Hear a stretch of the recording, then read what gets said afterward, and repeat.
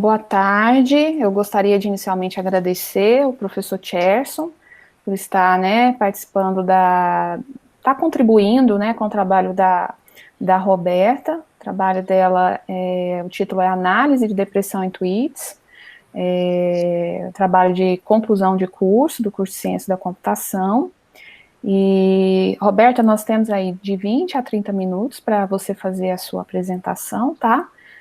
Fica à vontade e qualquer problema, qualquer eventualidade, se você quiser tá me comunicando aqui pelo WhatsApp ou por aqui também, tá? Fica à vontade. Certo. Boa sorte e Obrigada. agora é com você. Obrigada. Primeiramente, boa tarde aos presentes, a todos que estão assistindo. Queria cumprimentar a professora Nádia, minha orientadora, que me ajudou nesse trabalho, ao professor Tcherson por fazer parte da banca examinadora. E então vamos começar. O meu nome é Roberta e o meu trabalho é a análise de depressão em tweets. Bom, vamos ver aqui uma visão geral do que será apresentado. Nós vamos passar pela introdução, a motivação e objetivos do referido trabalho. Também citaremos a fundamentação teórica em que este trabalho teve base. Logo após, mencionaremos alguns trabalhos relacionados que fizeram parte da revisão sistemática, feita durante a pesquisa. Será abordada a metodologia usada para os experimentos e os resultados obtidos. Por fim, nós faremos algumas sugestões para trabalhos futuros e as referências serão apresentadas também. Vamos começar. A análise de sentimentos ela é utilizada para determinar, a partir de um texto, se o mesmo contém expressões de opiniões negativas ou positivas. Para realizar essa análise, um caminho é utilizar as técnicas de processamento de linguagem natural e de aprendizagem de máquinas, chegando assim ao objetivo. A aprendizagem de máquina, por sua vez, usa algoritmos para aprendizado, predição e análise de dados. O que nos levou à presente pesquisa é saber que as redes sociais nos dias de hoje são utilizadas para diversos fins, dentre esses falar sobre sentimentos. Sendo assim, utilizar dados em redes sociais para detectar casos de depressão se torna possível. Pensando nessa possibilidade, nós fizemos um estudo para conseguir predizer se em um tweet existem indícios que o autor de tal texto possa estar com depressão utilizando os artifícios da inteligência artificial e trabalhando com os dados da rede social Twitter. Bom, o objetivo principal, como dito anteriormente, é identificar indícios de depressão em dados do Twitter, utilizando o processamento de linguagem natural e de aprendizado de máquina supervisionado. Dentre os objetivos específicos da pesquisa, nós podemos citar estudar um conjunto de dados com exemplos de tweets com e sem indícios de depressão. Também podemos citar o objetivo de fazer um tratamento adequado dos dados, visando obter bons resultados durante a classificação, e também utilizar diferentes algoritmos de classificação a fim de analisar os resultados e compará-los. Para entender melhor o que foi feito durante o processo do nosso trabalho, nós vamos passar por alguns conceitos, definições de técnicas e métodos que foram utilizados. Nosso modelo, ele consiste da técnica de aprendizagem supervisionada, que utiliza de dados prévios para ensinar à máquina alguns padrões, para que ela tome decisões corretas quando os novos dados desconhecidos por ela forem recebidos. A classificação, ela ocorre quando a saída de um problema é um valor não contínuo. Como, por exemplo, no nosso problema, a nossa resposta seria se tem indício de depressão ou não. Ela vai ser binária, ela nunca vai ser um meio termo. Os dados, antes de serem servidos como entrada para um classificador, eles devem ser pré-processados. Esse pré-processamento pode refletir em resultados e em tempo computacional. Os algoritmos, em regra, não podem ser alimentados com os dados brutos diretamente, os dados extraídos da rede social diretamente. Por esse motivo, deve-se extrair atributos dos dados para que estes, então, possam servir de entrada para o classificador. Um método bem conhecido de extração de atributos é o Bag of Words. Essa técnica pode ser usada com Ngram, ou Bigram, ou Unigram. O que isso significa? Bom, vejamos nesse slide. Sejam os documentos apresentados na imagem. Depressão é um problema sério e precisa de sério cuidado. E depressão muitas vezes é silenciosa. Cada palavra existente no conjunto de dados será tido como um atributo deste mesmo conjunto. Isso significa que se existiram se existirem 1000 palavras únicas no conjunto de dados, existirão 1000 atributos, que também são chamados de tokens. Da mesma forma, nós também temos um exemplo aqui no próximo slide, que trata de um conjunto não depressivo. O dia hoje está lindo, e a inteligência artificial é uma área muito interessante. No Bag of Words, além de tomar cada palavra como um atributo, o atributo ele é contabilizado em cada documento. Ou seja, quantas vezes uma palavra aparece em um texto. Como dito anteriormente, os algoritmos de classificação são usados para realizar trabalhos de predição em dados. Alguns deles são listados aqui. O K-vizinhos mais próximos é um classificador sensível à estrutura de dados. Isto é, ele utiliza os votos dos K-documentos mais próximos àquele texto, baseado em seus atributos para fazer a classificação do texto em análise. Já o Naive Bayes é um algoritmo muito conhecido. Ele é probabilístico, ou seja, ele calcula a probabilidade de um texto com certos atributos pertencerem a certa classe. Ele também é independente, isto é, cada atributo é calculado com uma certa probabilidade sem interferência de probabilidades alheias a outros documentos. O Support Vector Machine, ele é um algoritmo não probabilístico, e ele trata os dados de uma forma geométrica. Dessa forma, cada documento do conjunto é um ponto no plano. Este plano é dividido por uma reta, em que as classificações serão baseadas pela localização do ponto no plano. As árvores de decisões são baseadas em regras de decisão, que podem ser traduzidas em linguagem natural, como, por exemplo, se uma determinada palavra está presente em um texto. Se estiver, ela toma um caminho. Se não estiver, ela toma um outro, até chegar em um nó. E esse nó vai representar uma classe do conjunto de dados. O Perceptron, ele é uma rede neural simples, pois ele tem apenas uma camada. Esta, por sua vez, ela recebe várias entradas, que são os atributos, e cada um deles terá um peso relacionado. Depois de um cálculo baseado nessas entradas, produzirá um resultado que é correspondente a uma das classes. Agora nós vamos falar um pouco dos trabalhos relacionados. Durante a pesquisa, nós fizemos uma revisão sistemática para embasar o nosso estudo. Dentre as revisões feitas, podemos citar o trabalho de Hussein, em 2018. Neste trabalho, foram utilizados 2 algoritmos mais complexos do que os apresentados por nós. Estes são as redes neurais convolutivas e as redes neurais recorrentes. O objetivo deste trabalho era de identificar os usuários com risco de depressão, utilizando mapeamento de palavras para vetores numéricos, os chamados word embeddings. Já no trabalho de Naden, em 2016, foi desenvolvido um algoritmo para o mesmo fim, de analisar depressão em redes sociais, utilizando a técnica de Bag of Words. Em 2015, o Odia realizou um estudo para comparar os classificadores humanos com os classificadores de máquina, os classificadores automatizados. Neste estudo, as palavras-chave dos dados eram relacionadas ao suicídio, não somente à depressão. Coppersmith e demais colaboradores, em 2014, fizeram um estudo para identificar doenças além da depressão, como a bipolaridade e o transtorno afetivo. Eles utilizaram a técnica de Unigram e a técnica de 5Gram, que adiciona mais complexidade ao modelo, que é diferente da técnica proposta no nosso trabalho de hoje, que procura manter a simplicidade nos processos. E, por último, nós temos o trabalho de Shen, em 2017. Ele publicou um estudo que analisa comportamentos humanos em redes sociais de diferentes perspectivas, para analisar a discrepância entre os comportamentos de usuários possivelmente depressivos e usuários não depressivos. Ele utilizou de atributos não textuais, ou seja, ele não trabalhou com textos. Ele trabalhou com demais atributos que ele denomina de offline, de atributos offline do usuário, tais como foto do perfil, horário de publicações, quantidade de seguidores, entre outros. Bom, o objetivo da pesquisa é identificar incidências de depressão em usuários de redes sociais através de dados obtidos do Twitter. O conjunto de dados utilizados no estudo citado anteriormente, do Shen, de 2017, foi utilizado também no nosso trabalho. Diferentemente do que ele fez, que utilizavam atributos não relacionados a textos, nós utilizamos unicamente os tweets postados pelos usuários do Twitter, trabalhando assim apenas com processamento de linguagem natural. Outra diferença importante é que no trabalho passado, uma das técnicas utilizadas foi a 5Gram, que, como nós vimos, ela analisa o contexto do documento.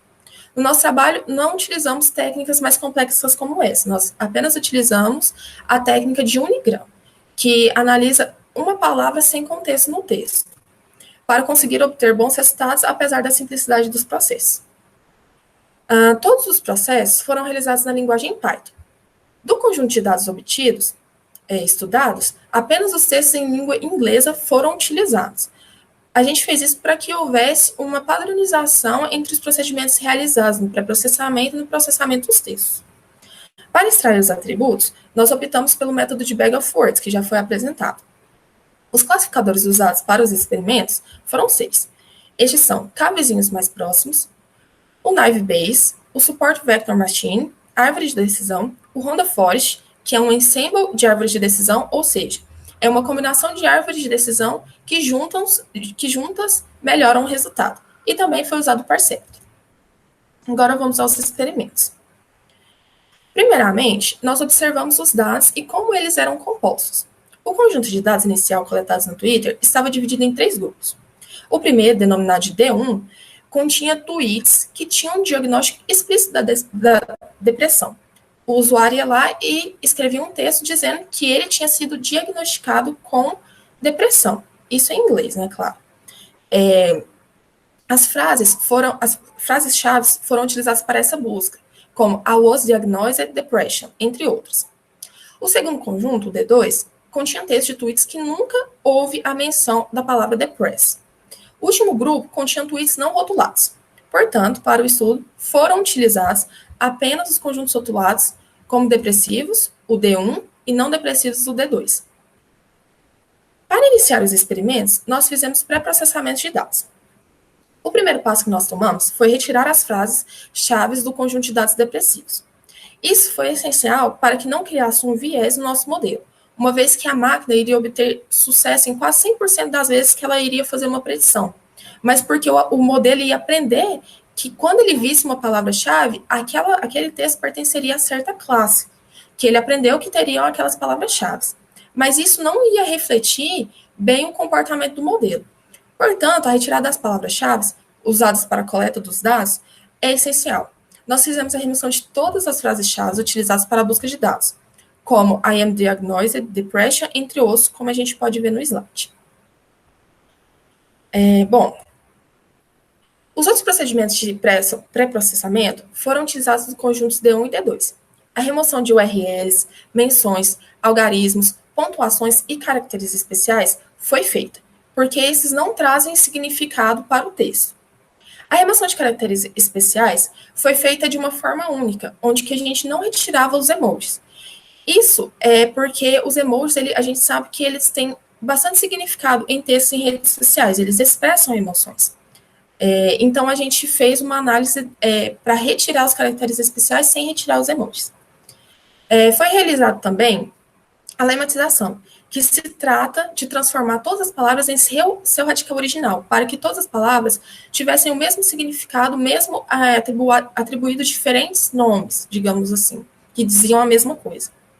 Depois nós normalizamos os textos. Isso significa que nós colocamos em caixa baixa todas as palavras, que poderiam estar em caixa alta e assim seriam diferenciadas nos documentos, seriam tidas como diferentes atributos, sendo que representavam a mesma coisa. Nós fizemos a remoção de stop words, que também não trazem significado ao texto, e as palavras mais frequentes, porque essas, por estarem presentes na maioria dos documentos, não contribuía para a diferenciação dos mesmos.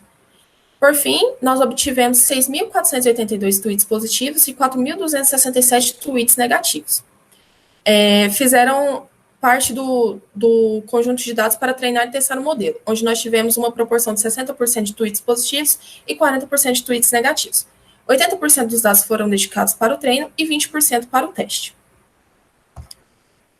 Aqui eu apresento uma tabela para vocês verem e observarem as palavras mais frequentes antes e depois do pré-processamento realizado.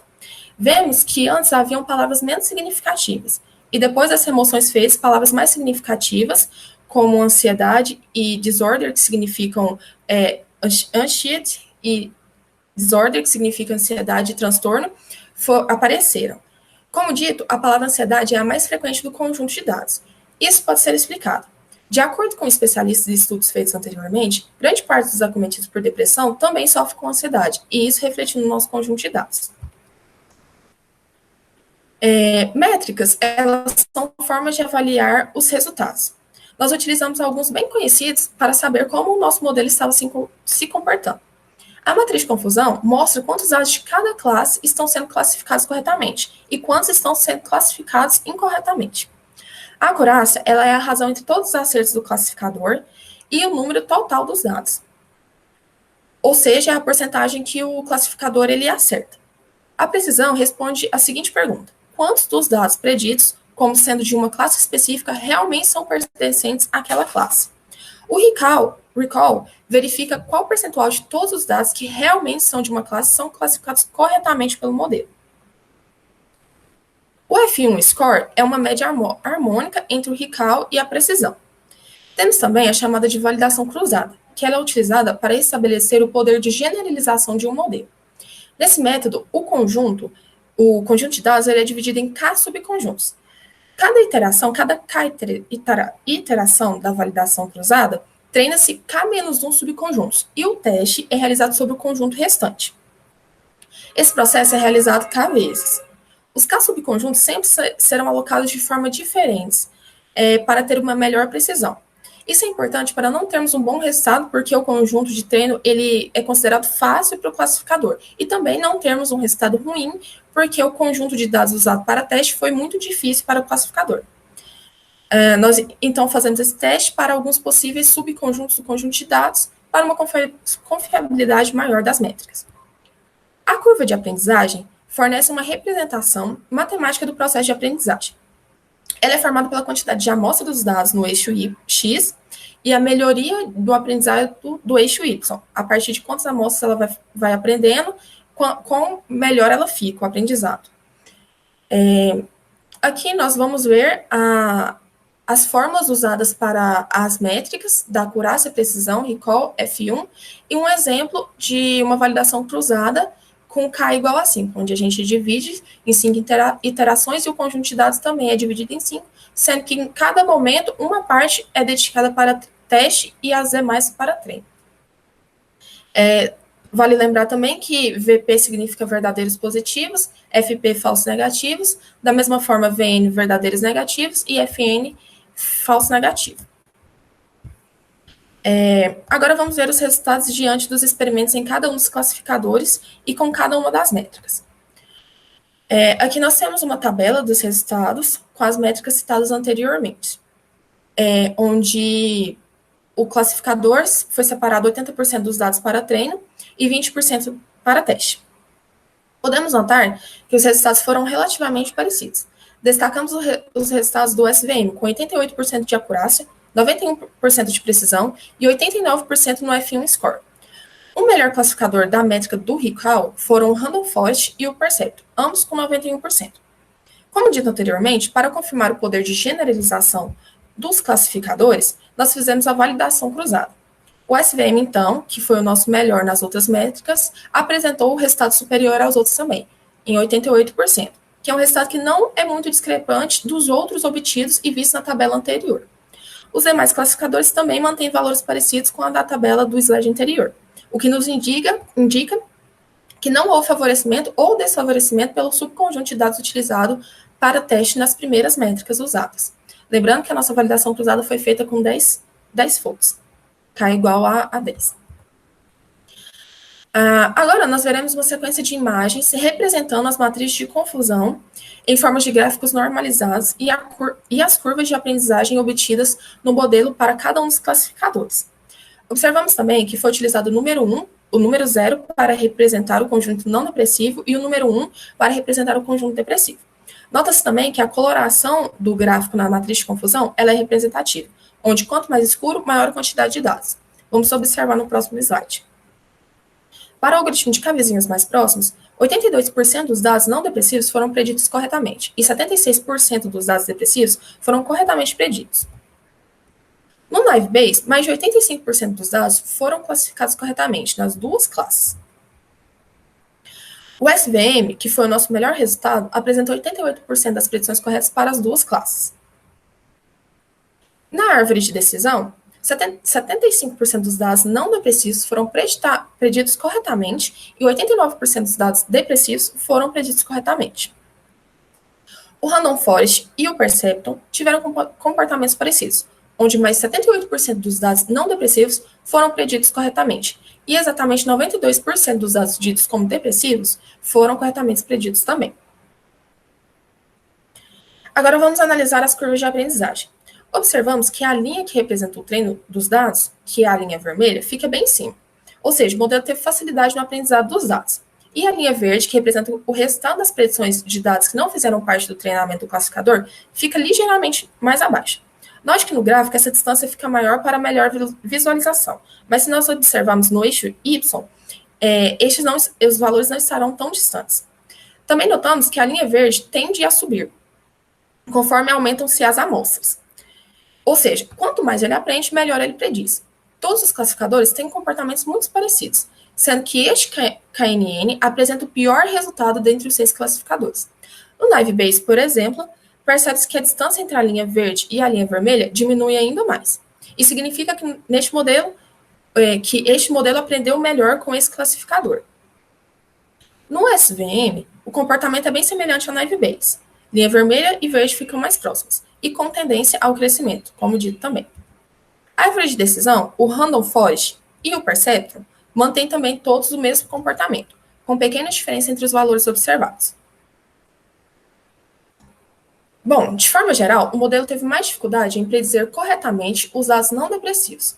A exceção disso foi apenas o KNN, que é o K vizinhos mais próximos.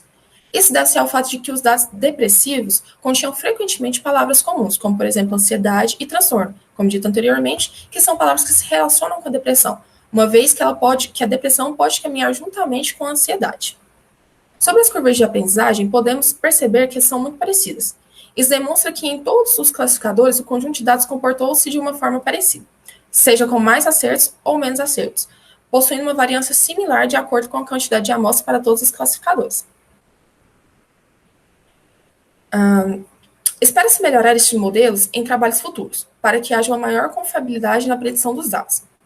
Algumas maneiras de aprimorar o presente estudo podem ser citadas, como, por exemplo, a utilização de outros métodos para a extração de atributos comumente usados em análise de sentimentos, tais como o GLOVE e o Word2Vec.